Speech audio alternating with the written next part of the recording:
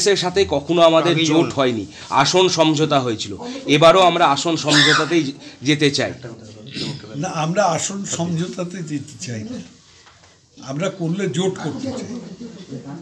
আমরা পর্দার আড়ালে কিছু করব না, কারণ এটা তো পিপুলের জন্যে, পিপুলের কনজামশনে যদি না আসতে পারি তাহলে আমার জোট করে লাভটা কি? কারণ আমি ঘরের মধ্যে আমার সাথে কি চুক্তি হলো না হলো, এটা সাধারণ মানুষের কিছু যায় আসে না। এককভাবে তাহলে কি এককভাবে লড়ার জন্য প্রস্তুতি নিচ্ছেন আপনারা? না, যদি জোট না হয় তাহলে এককভাবে লড়তে হবে। কিন্তু আমাদের এখন আলোচনা চলছে, আলোচনার দায়িত্ব দেওয়া হয়েছে প্রদীপ ভট্টাচার্য এবং শঙ্কর মালাকারকে। তারা এক প্রস্তাব আলোচনা করেছেন, করার পর আমরা রাহুল গান্ধীর কাছে গিয়ে সমস্ত ব্যাপারটা খোলাখুলি বলে এসেছি।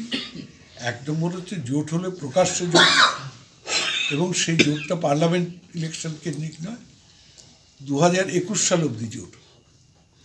তাহলে পিপুলকে আমরা কনভিন্স করাতে পারি, আর তাহলে পিপুলের কাছে মেসেজ যাবে it is the marriage of convenience. তাতে পিপুলের সমর্থন আমরা পাবো না। বিজেপিকে ঠেকাতে কি যদি বামেদের সাথে জোট না হয় অন্য কোনো রাজনৈতিক দলের সাথে জোটের কথা আপনারা চিন্তা ভাবনা করছেন? অন্য কোনো রাজনৈতিক দল নেই তো যার সাথে জোট করবে। শাসক দলের সাথে?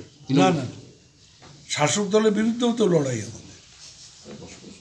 যদি এখনো আমাদের স্টিং নিউজ চ্যানেলটি সাবস্ক্রাইব না করে থাকেন তাহলে এক্ষুনি সাবস্ক্রাইব করুন আর বেল আইকনটি ক্লিক করুন। পেয়ে যান সব খবরের দ্রুত ভিডিও আপডেট।